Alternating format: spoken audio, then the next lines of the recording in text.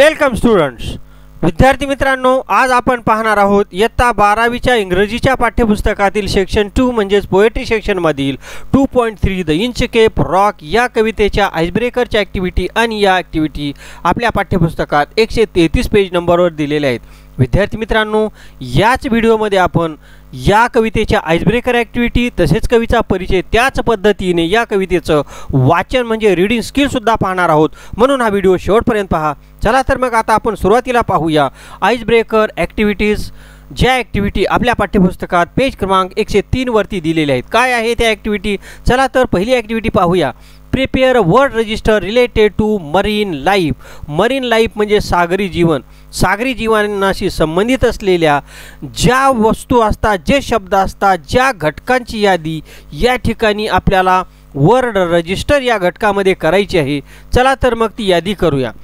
Sellers, ship, tides, vents, seabed, अँकर, captain, submarine, international waters, port, harbour, shipyard, patrol, traveller, sail, port, starboard, deep sea अशा पद्धतीने या घटकामध्ये आपल्याला marine life म्हणजे सागरी जीवनाविषयीची यादी या ठिकाणी देता येते. आता याच्यानंतर आपण पाहणार आहोत पुढचा आइसब्रेकरची ॲक्टिव्हिटी आणि ती आइसब्रेकरची ॲक्टिव्हिटी आहे the functions of light house are. Light house म्हणजे दीपग्रह. जे समुद्रामध्ये जे सागरावर दीपग्रह असतं, या दीपग्रहाचं कार्य काय असतं हे आपल्याला आता सांगायचं आहे. आपल्या पाठ्यपुस्तकामध्ये हे लाईट हाऊस दिलेलं आहे आणि त्याच्यानंतर त्याचं फंक्शन दिलेलं आहे. Lighthouse to show the direction. पाठ्यपुस्तकात एक फंक्शन दिलेलं आहे. आपण आता दुसरं फंक्शन पाहणार आहोत आणि ते फंक्शन आहे to warn ships about treacherous rock. आणि त्याच्यानंतरचं फंक्शन आहे to sound fog horns in the times of poor visibility to warn ships. अशा पद्धतीने या आइसब्रेकरचं उत्तर आपल्याला लिहिता येतं. तुम्ही व्हिडिओ पॉज करा आणि हा व्हिडिओ पहा आणि हे लिहून काढा. याच्यानंतरचा पुढचा आइसब्रेकर आहे icebreakers. Discuss in pair the various famous rocks in the world and mention the places where they are. या जगामध्ये रॉक म्हणजे खडक, असे प्रसिद्ध अनेक खडक आहेत. त्या जगातल्या अनेक प्रसिद्ध खडकांची नावं आपल्याला लिहायची आहेत. आपल्या पाठ्यपुस्तकामध्ये बॅलन्सिंग रॉक या खडकाचं नाव दिलेलं आहे आणि हा खडक कुठं आहे? महाबलीपुरम या ठिकाणी हा खडक आहे. फेमस रॉक आणि प्लेस. आता आपण त्याच्यानंतर पुढचा फेमस रॉक सांगूया. फेमस आहे सिगिरिया. हा सिगिरिया सुद्धा जगातला प्रसिद्ध खडक आहे आणि हा खडक आहे श्रीलंका या देशामध्ये. श्रीलंकेमध्ये आढळणारा अत्यंत प्रसिद्ध असा खडक आहे सिगिरिया.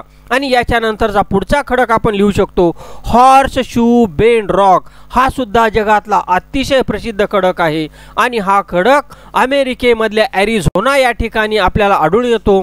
त्याच्यानंतर पुढचं जर सांगायचं झालं प्रसिद्ध खडकाचं नाव तर ते आहे ओल्ड हॅरी रॉक्स. हा सुद्धा जगातला अतिशय प्रसिद्ध खडक आहे आणि हा खडक इंग्लंडमध्ये आपल्याला पाहायला मिळतो. अशा पद्धतीनं आपल्याला जगातील प्रसिद्ध खडकांची यादी या ठिकाणी देता येते. आता याच्यानंतर पुढचा आइसब्रेकर आपल्याला पाहायचा आहे आणि ते पुढचं आइसब्रेकर आहे narrate in the class a story about someone who destroyed or spoiled someone else's good work.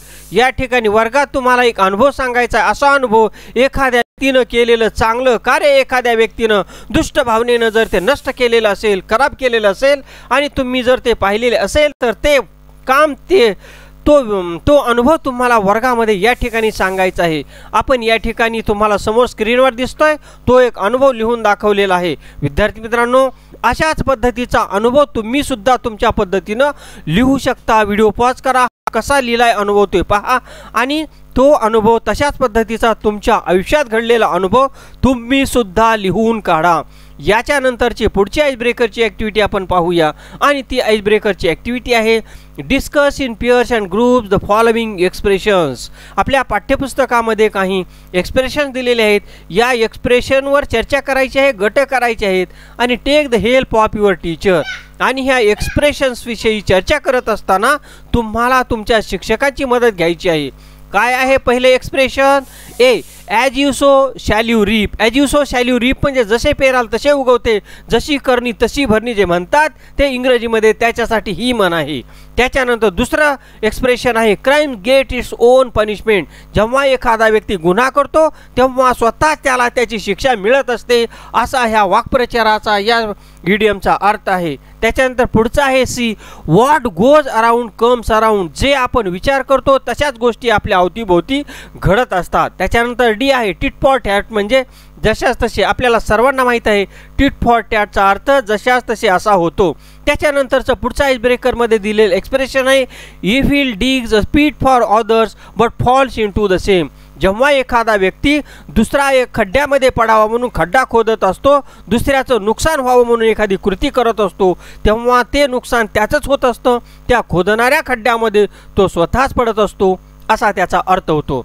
आणि याचं जर आपल्याला स्पष्टीकरण द्यायचं असेल तर all above are the idioms and proverbs. They all convey the same meaning. They all mean that when a person acts with a certain intention, the results will be the same as the action. If the intentions are good, the person will benefit from rewards. If the intentions are evil, he will be punished. अशा पद्धतीनं या ठिकाणी दिलेले हे वाक्प्रचार आहेत, म्हणी आहेत आणि या सर्वांचा अर्थ एकच होतो. जेव्हा एखादा व्यक्ती वाईट उद्देशाने एखादं काम करतो तेव्हा ते वाईट त्याच्या बाबतीत होत असतं आणि जेव्हा एखादा व्यक्ती चांगलं काम चांगल्या उद्देशानं करत असतो तेव्हा त्याचे फायदे सुद्धा त्याला मिळत असतात. असा या सर्व एकूण वाक्यांचा अर्थ आपल्याला पाहता येईल. आता याच्यानंतर आपण पाहणार आहोत पोएट्स इंट्रोडक्शन म्हणजे या कवितेच्या कवीचा परिचय. जो परिचय आपल्या पाठ्यपुस्तकामध्ये पेज क्रमांक 104 वर दिलेला आहे. काय आहे आपल्या कवितेचं नाव? द इंचकेप रॉक असं या कवितेचं नाव असून या कवितेचे कवी आहेत रॉबर्ट साऊदी.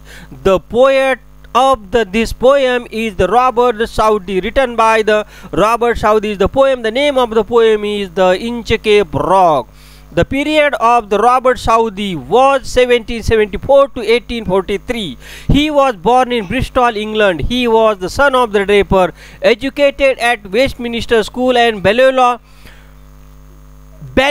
College, Oxford. त्यांचं शिक्षण ऑक्सफोर्ड विद्यापीठात झालं होतं आणि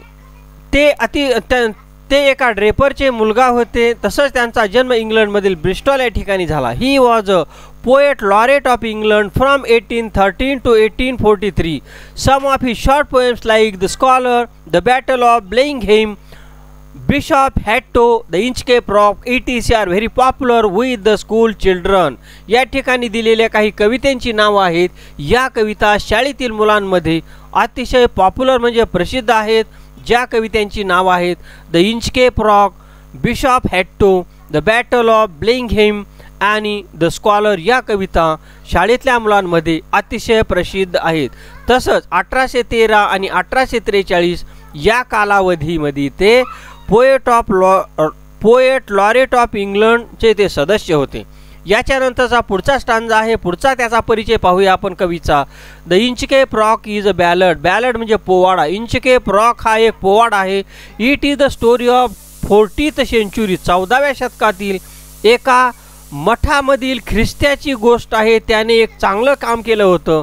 attempt by the abbot of Aberbrothok to install warning bell on Inchcape.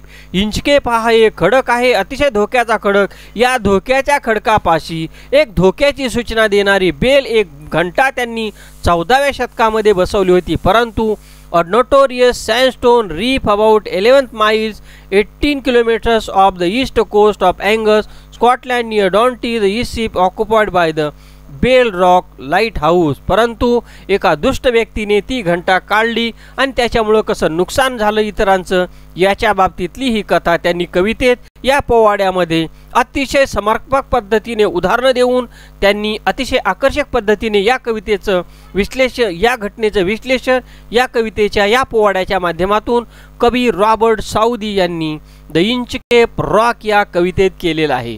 Saudi was inspired by the legendary story of pirate who removed the bell on the Inchcape rock placed by the abbot of the Aberbrothock. The poem gives us a message that those who do wrong things will meet with due punishment. या कवितेमध्ये असा कवितेतून संदेश देण्यात आलेला आहे, जेव्हा एखादा व्यक्ती वाईट कृत्य करतो तेव्हा त्या व्यक्तीला वाईट अशी शिक्षा मिळतच असते आणि एखादा व्यक्ती जेव्हा चांगलं काम करतो त्याला चांगलं फळ मिळत असतं. हा या कवितेतला संदेश हा कवी रॉबर्ट साऊदी आपल्याला देऊ इच्छितो. याच्यानंतर आता आपण पाहणार आहोत रीडिंग स्किल म्हणजे ही कविता वाचणार आहोत, जी कविता 103 आणि 104 आपल्या पाठ्यपुस्तकात पेज क्रमांकावर दिलेली आहे. चला तर मग आपला जास्त वेळ न घेता आपण आता डायरेक्ट प्रत्यक्ष कवितेला वाचनाला सुरुवात करूया. कवितेचं टायटल, कवितेचं शीर्षक आहे द इंचकेप रॉक आणि पहिली ओळ आहे no stir in the air, no stir in the sea. The ship was as still as sea could be. Her sails from heaven received no motion. Her keel was steady in the ocean. Without either sign or sound of their shock, the waves flowed over the Inchcape rock.